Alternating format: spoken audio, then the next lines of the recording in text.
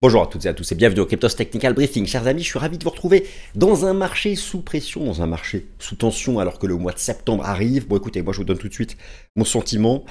J'estime, je prends le risque de vous dire ça pour la dernière fois. Comme je l'ai fait à chaque fois dans cette phase haussière, qui a eu des phases latérales, des phases de correction. Rappelez-vous ce gros range au-dessus des 25K ou encore en 2024.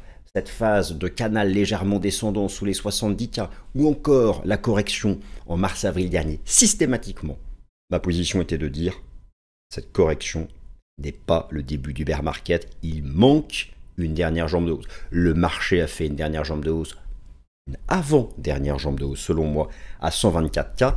Je prends une dernière fois le risque de vous dire que cette correction, alors logique sur ETH, on a atteint la TH, comme je vous l'ai déjà expliqué, aucun jeton majeur n'a rejoint son ATH et est passé direct. Ça a pris plusieurs semaines, plusieurs mois. C'est logique que TH temporise entre les 4000 et les 4009. Quant à BTC, pour beaucoup, et j'ai l'impression maintenant de plus en plus, alors que le mois de septembre arrive, et que ce mois de septembre pour moi sera le mois du piège, je vais vous expliquer pourquoi il ne faut probablement pas tomber dans le piège du mois de septembre pourri, du mois de septembre saisonnier qui a des stats pourris, parce que vous allez voir qu'on peut l'appréhender de plusieurs façons. Bon, en tout cas, tout ça pour dire que j'estime, et c'est la dernière fois que je dis ça sur ce cycle. Ensuite, c'est le bear market. J'estime qu'il manque une dernière jambe de hausse. Je ne fixerai aucun prix. Typiquement, par exemple, si on reteste une dernière fois la fameuse trendline, donc qui a effectivement bloqué le marché deux fois à 123K, 124K, là, si on la reteste une dernière fois, ça donne 126, 127. Ce sera peut-être ce qu'il faudra prendre. Si jamais on y remonte à 126, 127 d'ici la fin du cycle, au passage dans cette vidéo, je reprends tous les éléments de timing, je vais essayer d'être bref. Grosso modo, je vous donne ma fenêtre temporelle, la fenêtre temporelle de fin de cycle, selon moi, parce que je ne fais pas partie de ceux qui disent que le cycle s'est terminé. Alors il y a ce groupe, hein. Le premier groupe dit « Nous avons terminé le cycle Bitcoin jeudi 14 août à 124 000 et nous avons terminé le cycle TH dimanche, c'était combien là? Dimanche 24 août, à 4 930 $. Ça, c'est la première école, j'en fais pas partie. Bon, moi, je pense qu'il manque une dernière jambe de hausse. La fenêtre de fin de cycle, j'ai encore resserré à fond les trucs, j'ai tout mis à jour, j'ai un peu modifié. Ma fenêtre temporelle de fin de cycle, si on fait vraiment de la répétition, multicritère, c'est 27 septembre, 20 octobre. Vous voyez que j'ai serré le truc. 27 septembre, 20 octobre. Tout ce qui va au-delà, c'est de l'hypercycle. C'est l'inattendu, ça ne peut être autorisé que par la Fed. D'ailleurs, la Fed, je vais en parler. Bon, je vous donne le plan parce que je pars dans tous les sens. Première partie, la Fed, justement. Alors, rien n'est fait pour le 17 septembre. Oui, Powell a ouvert la porte à toutes les fenêtres. Oui, on voit que Donald Trump essaie de modifier la gouvernance du FOMC. Je vous ai expliqué ça dans l'une de mes dernières vidéos. Le FOMC, cet organe qui décide de ce que fera la Fed, 12 personnes, 12 votes, chacun a une voix. Trump a déjà remplacé, fait arriver une nouvelle personne à partir de septembre ou d'octobre, Stéphane Miran. Là, il essaie de virer Lisa Cook, qui est dans le groupe des neutres. Elle va pas se laisser faire, mais il essaie de la dégager. En fait, Trump essaie de prendre le contrôle du FOMC pour pouvoir être certain qu'il y aura des baisses de taux en septembre-octobre. Je ne sais pas s'il va y arriver, mais bon, bref, en tout cas, c'est un sujet du moment. Ça déstabilise un peu le marché. Oui, il y a des risques dans tous les sens, je suis d'accord. La Fed d'ici le 17 septembre, c'est quoi? C'est le PCE cette semaine. Cette semaine, vous avez l'inflation PCE. Le rapport NFP 5 septembre, marché du travail. Tout ça va agir sur la Fed. Et en même temps, Trump qui essaye de modifier les personnes qui votent, de prendre le contrôle du FOMC. Powell qui a à demi craqué sans vraiment craquer. Bon, enfin, bref. Là, le marché anticipe quand même une baisse de taux, mais s'agira-t-il d'une baisse de taux technique ou réelle? Technique, une seule, isolée, et derrière, il n'y a rien. Réelle, une série de baisses de taux. Je commencerai, ce sera la première partie, parce que j'estime quel sera l'impact sur les marchés en fonction de pivot technique ou PV réel. J'ai fait ça sur la forme d'un tableau. Deuxième partie, cette semaine, vous avez l'inflation PCE. Je serai rapide sur les fondamentaux. L'inflation PCE, c'est... Alors, le chiffre est attendu parce que, rappelez-vous, le PPI qui est tombé il y a 2 semaines était vraiment en surchauffe, notamment en rythme mensuel à plus 0,9. Le PPI nourrit une partie du calcul du PCE. Le PCE est attendu à plus 0,3 encore en version mensuelle. Il ne faut pas dépasser 0,3. En annuel, ce sera à peu près stable.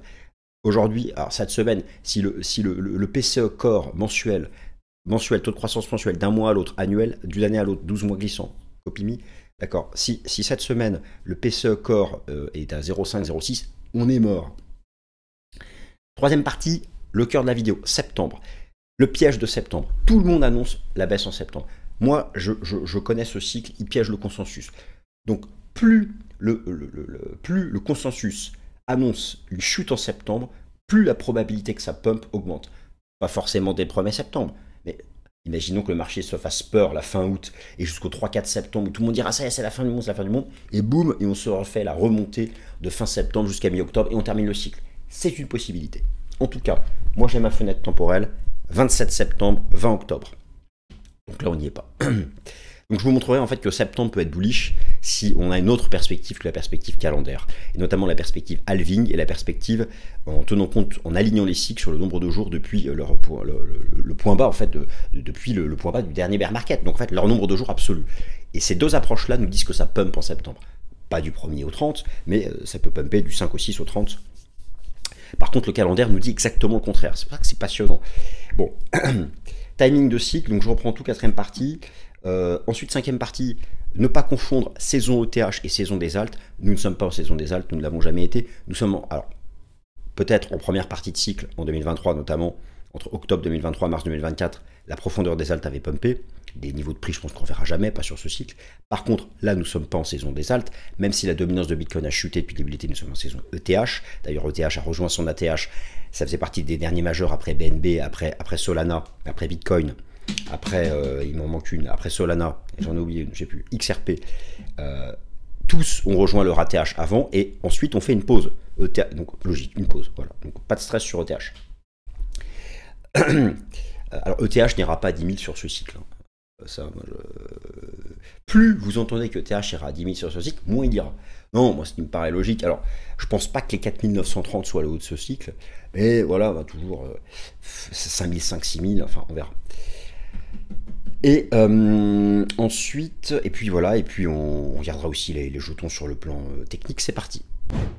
Alors dites-moi, est-ce que vous avez croisé les équipes de Kraken France cet été en vacances? C'était le Kraken Tour, 21 villes de France, vous les avez peut-être croisées à la plage, comme ici, à Cannes. Kraken, le broker international le plus expérimenté et le plus innovant qui soit enregistré en France auprès de l'AMF en tant que PSAN, prestataire de services sur actifs numériques.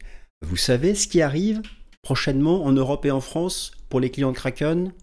Le trading d'actions tokenisées. Oui, Kraken, c'est tous les services d'un exchange crypto avec en plus l'innovation permanente. Alors pour la petite histoire, 15 millions de clients basés à San Francisco, créés en 2011, donc imaginez l'expérience et l'apport de l'expérience. Kraken, deux grands services. Tout d'abord, l'application Kraken. Votre téléphone portable, votre ordinateur, hyper simple, hyper intuitif pour acheter, vendre des cryptos, convertir des cryptos, stocker des cryptos à long terme. Et surtout, vous avez le service Kraken Pro. Alors là, c'est du lourd, je me dois de vous faire une démonstration.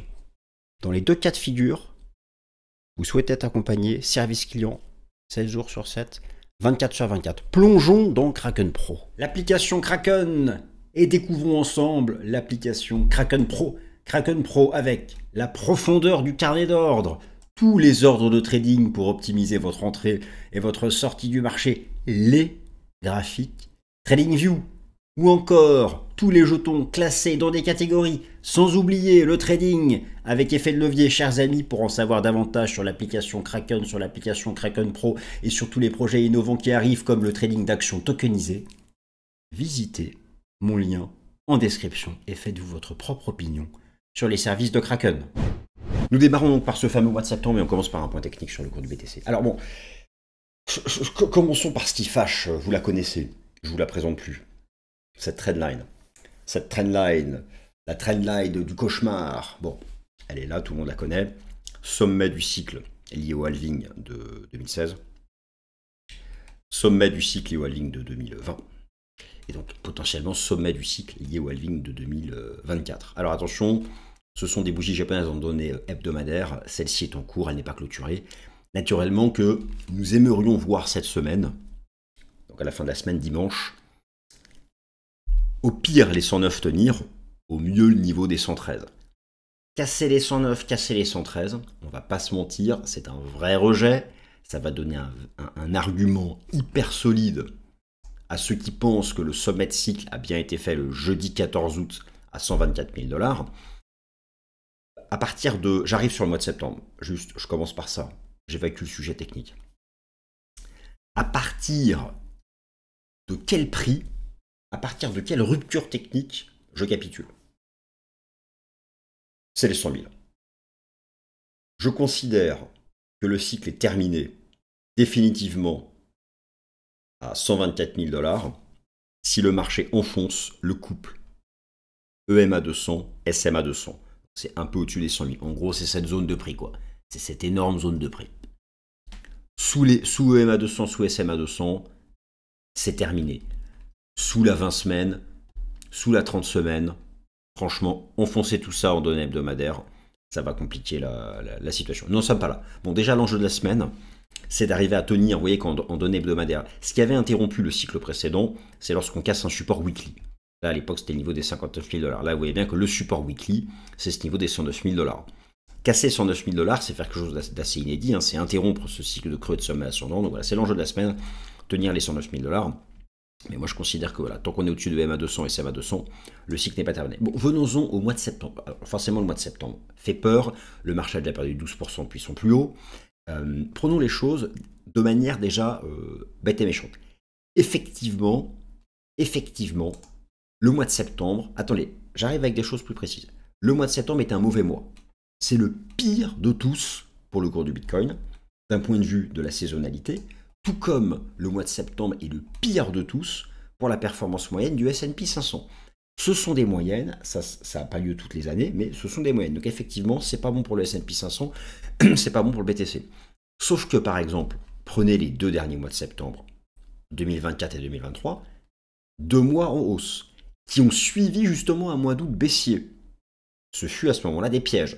Je me souviens parfaitement, les 2 dernières années, que tout le monde annonçait l'effondrement en septembre. Il y a eu 2 mois bullish. Par contre, on n'avait pas commencé le mois en hausse, on avait commencé à se reprendre à partir du 6-7. Là, on part pour un mois d'août bearish. Bon.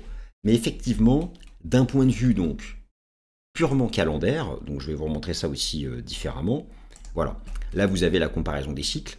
C'est en retard de 2-3 jours là, mais on s'en fout. Effectivement, on voit très bien l'impact de septembre en alignement des cycles. Bon, sauf que, à la différence près que les 2 cycles précédents ont corrigé en septembre parce qu'ils avaient explosé jusqu'à début septembre, ce qui n'a pas été notre cas. Mais effectivement, donc, il y a ces données calendaires qui sont pas exceptionnelles. Maintenant, nous sommes 493 jours après le halving. Nous sommes 1008 jours depuis le point bas du précédent bear market. 493 jours après le halving, 1008 jours depuis le point bas du précédent bear market.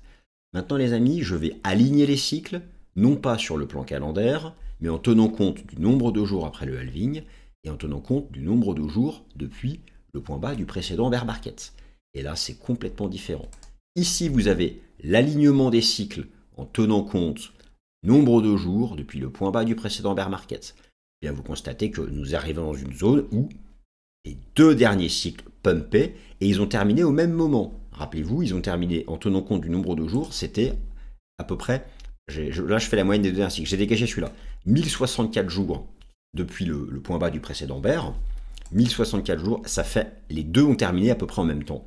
Donc, si nous, on répète cette structure, septembre est bullish. Donc, vous voyez que on peut aligner les cycles d'un point de vue calendaire, septembre est dégueulasse, mais vous les alignez en tenant compte du nombre de jours depuis le point bas du précédent bear market, notre septembre est bullish. Ensuite, vous alignez les cycles en tenant compte du nombre de jours écoulés depuis le halving, septembre est bullish. Les 3 derniers cycles, regardez, les 3 derniers cycles, à partir de 500 jours après le halving, les 3 derniers cycles, à partir de 500 jours après le halving, ont été bullish. Nous sommes aujourd'hui 493 jours après le halving, c'est-à-dire que 500 jours, c'est à partir du 2 septembre. Donc, vous avez pour ce mois de septembre, qui fait peur, qui fait jaser, qui fait écrire, qui fait plein de choses, vous avez une saisonnalité purement calendaire qui n'est pas bonne, mais vous avez une saisonnalité Bitcoin, perspective halving, et perspectives point bas du précédent bear market qui sont archi bullish. Et c'est pour ça que septembre peut être un mois de piège. Alors je ne sais pas dans quel sens. Et forcément, un camp va se faire piéger. En tout cas, pour moi qui fais partie de ceux qui pensent, c'est vrai que ça devient fatigant, hein, parce que si vous me suivez depuis un certain temps, je ne sais pas depuis combien de temps vous me suivez, mais je prends Bitcoin ici à gauche en données hebdomadaires. L'énergie utilisée ici dans ces phases qui durent des mois et des mois, des mois et des mois, des mois et des mois à répéter, c'est pas le sommet de cycle, c'est pas le sommet de cycle, c'est pas le sommet de cycle.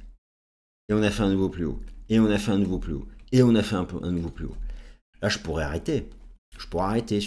Il commence à y avoir quand même des arguments techniques, il commence à y avoir des trucs. Je pourrais me dire, bon, allez, arrête, c'est bon, on dit que c'est le sommet de cycle, va faire autre chose. Eh bien, non.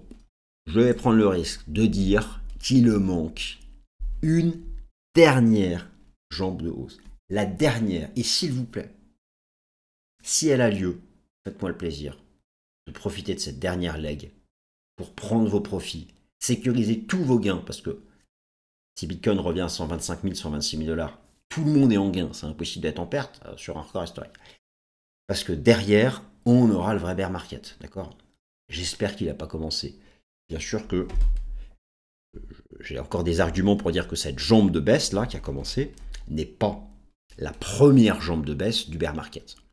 Ce que beaucoup de personnes commencent à penser, hein, avec des arguments qui tiennent la route d'un certain point de vue technique, qui ne tiennent pas la route d'un point de vue des modèles de valo, notamment on-chain. On a un paquet où aucun a été déclenché, mais c'est vrai qu'on a un cycle très particulier, donc bon, certains disent qu'il faut arrêter de faire ces comparaisons on-chain, les modèles de valo, ça ne tient plus la route. Il y a finalement, il y a beaucoup plus de cases que l'on peut cocher qui disent que le cycle n'est pas terminé, que de cases qu'on peut cocher qui disent que le cycle est terminé. Bon, donc moi c'est jusque-là. C'est jusque-là, jusqu'à 100K. SMA 200, EMA 200, que je m'accroche à ce scénario. On pète tout ça, on va se rendre à l'évidence. Hein. En tout cas pour Bitcoin, je ne sais pas pour ETH, mais pour Bitcoin, on aura le top majeur sur ce cycle. À 124 000 $. Donc voilà pour l'incertitude du mois de septembre. Et donc effectivement, j'ai hâte qu'on y soit, parce qu'à partir de début septembre, nous serons 500 jours après le halving. À partir de début septembre, on va arriver sur une période où, en alignant les cycles, en tenant compte du nombre de jours depuis le point bas du précédent bear, ça pump. Et c'est cette fameuse dernière leg qu'ont eu les deux derniers cycles. J'espère que nous l'aurons. Ok. Alors, justement, maintenant, revenons à cette... C'est pour plus tard, ça. Revenons à cette partie temporelle. Alors, la partie temporelle, je ne vais pas tout refaire. Simplement, j'ai dégagé 2012. J'ai fait une moyenne des deux derniers cycles. Des deux derniers. Concrètement, par rapport à là où nous en sommes aujourd'hui, nous sommes 493 jours depuis le halving. Ça, on s'en fout. 1387 jours depuis le sommet de l'ancien cycle. Et 1008 jours depuis le point bas du précédent bear. Vous rapportez ces trois métriques à ces moyennes, et ça vous donne une fenêtre 27 septembre, 20 octobre. Tout ce qui se fait avant, c'est que nous avons un cycle court, un cycle avorté. Tout ce qui se fait à l'intérieur, on est pile poil dans la répétition de cycle. Et tout ce qui se fait après, c'est l'hypercycle. Ça serait forcément des conditions fondamentales inédites. Ça peut être lié à la fête, ça peut être lié à plein de choses d'ici la fin de l'année. Mais restons dans les moyennes de cycle. 27 septembre, mi-octobre. Ça peut donc tenir la route avec ce que je vous ai montré à l'instant, la comparaison halving, la comparaison point bas du bear qui nous dit que le septembre ne serait pas dégueulasse, mais en même temps ça veut dire aussi que potentiellement fin septembre, c'est terminé. Voilà, bon écoutez, j'espère que j'aurai pas tort. Hein. Bon, si j'ai tort et qu'on a déjà démarré la market, je serai le premier à le reconnaître. Alors, justement, qu'est-ce qui va décider de tout ça? C'est la Fed. La Fed, bon, Popo a causé la semaine dernière, il y a de l'actualité dans tous les sens. Là, Donald Trump essaie de dégager férocement Lisa Cook, qui est une des membres votantes du FOMC. Ça crée un peu de l'instabilité. Mais grosso modo, le marché sur le CME Fed Watch Tool se projette sur une baisse de taux en septembre. Derrière, il n'y a pas de série de baisse de taux. Pour e-market, on est aussi à 80%, donc il y a quand même une bonne probabilité que la Fed baisse ses taux. Cette semaine, le temps fort fondamental de la semaine, c'est l'inflation PCE. Celui-là, c'est le chiffre majeur, hein. Je vous parlais tout à l'heure sur Bitcoin de la clôture hebdomadaire qui nous attend. La clôture weekly, où franchement, ce serait quand même génial de tenir les 109K en hebdo. En grande partie, cela sera du fait de l'inflation PCE. On ne veut pas de surchauffe. Qu'est-ce que va regarder le marché? Le corps PCE mensuel. Pourquoi? Parce que le corps PPI mensuel, il a flambé à 0,9. Là, le consensus est 0,3. Bon, il faut vraiment pas qu'on tope au-dessus, hein. Ce ne sera pas bon du tout. Alors, bon, par rapport à ces histoires temporelles, avoir fini le cycle 14 août, être dans la fourchette 27 septembre, 20 octobre, ou aller au-delà, et vous allez voir tout à l'heure, j'arrive avec un modèle qui va au-delà. J'y arrive juste après. Qu'est-ce qui va décider de ça? C'est la Fed. Franchement, c'est la Fed. Le marché ne regarde aux US que la Fed. Vous avez ici un tableau où je fais des hypothèses d'action de la Fed et l'impact sur les différentes classes d'actifs. Notez que, bien sûr, il y a une corrélation entre BTC et le dollar, entre BTC et les taux d'intérêt, entre BTC et le marché action. On peut regarder ça tranquillement. On va se concentrer sur la partie Bitcoin. Forcément, s'il n'y a pas de baisse de taux d'ici la fin de l'année, nos pivots, le top is in, c'est fini. S'il n'y a pas de baisse de taux d'ici la fin de l'année, ni en septembre ni en octobre, le sommet de cycle a bien été fait jeudi 14 août à 124 000 $, et nous sommes là déjà en train de vivre les 2 premières semaines d'un bear market dont la durée moyenne est de 13 mois. Et que le point bas du bear market serait attendu vers septembre 2026, là où on pourra ramasser du Bitcoin, peut-être à 30 000, peut-être à 40 000 $. C'est grosso modo, c'est ça. Vous prenez le sommet, et la baisse du prochain bear market, il a peut-être déjà commencé, je ne le souhaite pas, c'est 65-70%. Donc vous voyez, hein, vous faites 124 000 $ x 0,30, 124 000 $ x 0,35, ça vous donne à peu près, il y a plein d'autres façons de faire, hein, il y a plein de modèles, mais ça vous donne cette target, ça vous donne une target. Alors en cas de pivot technique, c'est là où on a encore une petite chance, une baisse de taux en septembre, dans des raisons qu'on espère saines, avec un FOMC pas trop violenté, en lien avec le marché du travail, une inflation qui reste quand même sous contrôle. Ce pivot technique peut nous autoriser une dernière leg up, un dernier push, que j'espère pour fin septembre. Et enfin, le pivot réel. Le pivot réel, c'est une Fed qui non seulement baisse les taux, mais qui donne le point de départ à une série de baisses de taux en lien avec le marché du travail, mais aussi en lien avec une inflation qui resterait sous contrôle malgré les tarifs douaniers. Grosso modo, là, elle est sous contrôle, hein. Il n'y a pas de vague inflationniste. On est entre 2,5 et 3, certes on est au-dessus de 2, d'accord, mais rester autour des 2,5 des 3, ce serait un pivot réel pour des raisons plus saines. Et là, clairement, nous pourrons terminer le cycle en hypercycle. Qu'est-ce que c'est l'hypercycle? C'est aller au-delà de toutes les mesures classiques de comparaison de cycle et rester dans un processus de moyenne purement calendaire. C'est donc ce modèle que je vais vous montrer. Alors, il y a plein de choses ici, hein, ça vient de bitcharts.net. Il y a le modèle Power Law, il y a la moyenne de cycle, il y a les canaux de décay, il y a plein d'approches. Juste, on reste simple. Concentrez-vous sur ce que vous avez sous les yeux. Vous avez sous les yeux notre cycle en noir.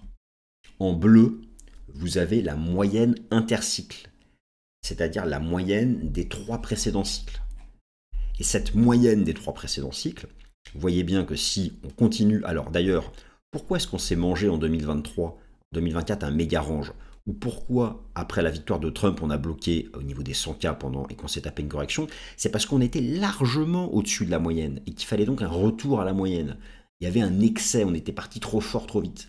Et là, ce qui est intéressant, c'est que nous sommes revenus dans la moyenne et dans le canal l'entourant. Donc, vous voyez bien, et ici, vous avez, c'est le modèle Power Law. Lui, il annonce du 200K, c'est théorique tout ça. Oubliez les prix. Ne regardez pas les prix qui sont indiqués. Regardez simplement les tendances qui sont indiquées. Et c'est vrai que ce modèle-là, simplement un modèle de moyenne couplé au Power Law modèle, est simplement une moyenne intercycle, nous dit qu'il manque une dernière jambe de hausse qui aurait lieu donc sur le Q4 sur octobre-novembre pour terminer le cycle, donc là clairement sur un nouveau plus haut. Bon. Pour obtenir la validité de cette approche-là, la seule solution pour moi, c'est le pivot réel de la Fed et pas le pivot technique.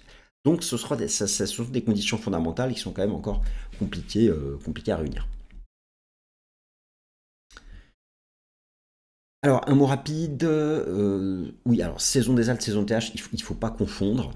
Il y a un baromètre que je commence à mettre sous très très haute surveillance. Non, parce que nous ne sommes pas en saison des altes. Alors, les altes, oui, ont quand même, depuis quand même le début du cycle, les altes, quand même, sont passées de 200 milliards de dollars de market cap à 950. Là, on est à 750. Donc, depuis quand même cette énorme phase d'accumulation de fin de bear market, il y a eu de la hausse. Donc il y a quand même et notamment ici, il y avait une mini-saison des altes qui était quand même pas dégueu. Il y avait eu lieu entre octobre 2023 et mars 2024, d'accord? C'est vrai que par contre, depuis la victoire de Trump, il n'y a pas grand-chose, et il est vrai que nous sommes toujours sous le sommet du précédent cycle. Sommet du précédent cycle que nous n'avons même pas rejoint. Je me dis toujours, dans mon approche, qui consiste à dire que le sommet de cycle n'a pas été fait, je me dis toujours qu'il manque une dernière leg up sur BTC et qu'il manque une dernière jambe de hausse sur les alts, c'est-à-dire revenir boucler la boucle, revenir retester le sommet de l'ancien cycle et ensuite partir en bear market. Donc ça fait quand même de 750 milliards à 1000 milliards, c'est pas dégueu quand même comme hausse. Hein. C'est pas dégueu comme hausse. Il y a 250 milliards à les choper. Et ça peut se répartir sur un certain nombre de jetons. Parce que là, on exclut BTC, on exclut TH. Bien sûr que si on pète ce support, j'abandonne. Mais pour l'instant, ce support weekly tient. Un support qui tient. Alors justement, nous ne sommes pas en saison des altes. Forcément, vous l'avez noté. Ceux qui sont qui a le sourire en fait? Ceux qui ont le sourire, c'est ceux qui ont acheté du Bitcoin et de l'ETH, grosso modo. Ils ont peut-être des petites altes par-ci par-là, mais que ces petites altes par-ci par-là ne représentent pas beaucoup. Nous sommes en saison ETH. Vous avez sous les yeux le ratio altcoins sur Ethereum. Total 3 sur ETH. Et je trouve fascinant que l'analyse chartiste ait fonctionné là-dessus, donnant le point de départ de la saison ETH en avril. Bientôt, donc pas tout de suite, mais bientôt, on reviendra sur ce gros support qui correspondait d'ailleurs à la saison des altes du cycle précédent, où vous aviez une explosion du ratio total 3 sur ETH. C'est-à-dire que les altes faisaient mieux que TH. Ou encore ici, la période juin 2023 jusqu'à mars 2024, où les altes ont fait mieux que TH.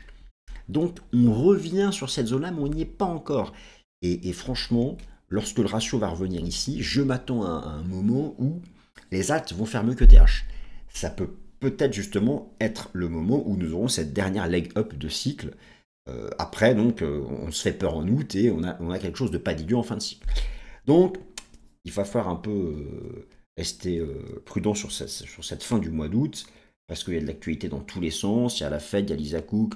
En plus, en France, on en remet une couche, et pas dire que la France influence le marché mondial, mais quand même, lorsqu'il y avait eu la dissolution française, ça avait impacté le marché action européen, ça avait impacté l'euro, ça avait impacté les taux obligataires, donc l'appétit pour le risque. Donc au final, si ça peut créer de la pression, enfin ils sont relous politiques avec ça.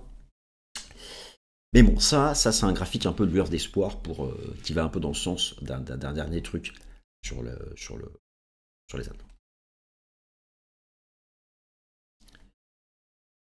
Voilà. Alors, oui, donc, terminons avec ETH. Alors, ETH, il n'y a rien d'anormal. Tous les jetons majeurs, Bitcoin, Solana, BNB, je vous les montre. Allez, regardez le BNB. Quand le BNB a rejoint son ATH, il a fait 6-7 mois de range. Et il est passé. Quand le Sol a rejoint son ATH, il a rejeté, et là il remonte. Quand Bitcoin a rejoint son ATH, il a fait 8 mois de range. Quand le XRP a rejoint son ATH, il est rentré en conso. Donc logiquement, quand ETH a rejoint son ATH, il rentre en conso. Donc moi je ne serais pas surpris, je ne sais pas combien de temps ça durera. Il faut laisser les supports remonter, mais qu'on ait en fait un truc comme ça, assez long sur Ethereum, un truc comme ça, donc entre les 3009 et les 4009, des oscillations, et que derrière, ça finisse par passer, pour aller chercher mes targets de fin de cycle. Bon, en tout cas, ce que fait ETH là dans l'immédiat n'est pas illogique, et j'irais même jusqu'à dire, était attendu du fait de ce qu'ont fait les autres jetons majeurs.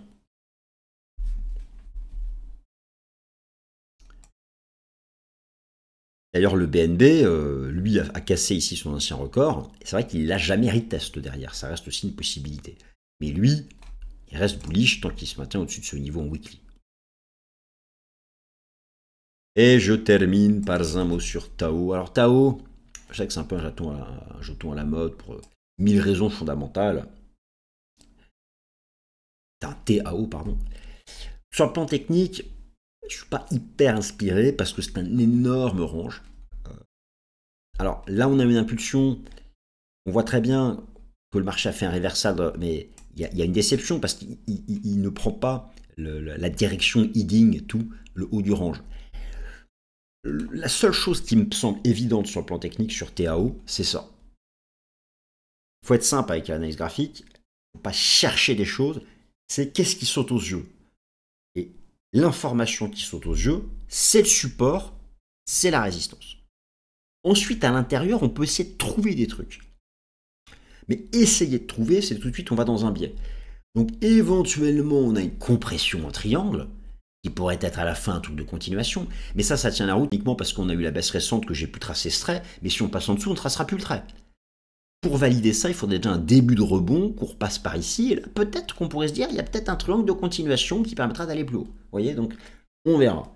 Pas assez d'éléments pour confirmer ce triangle, mais on a cette évidence-là.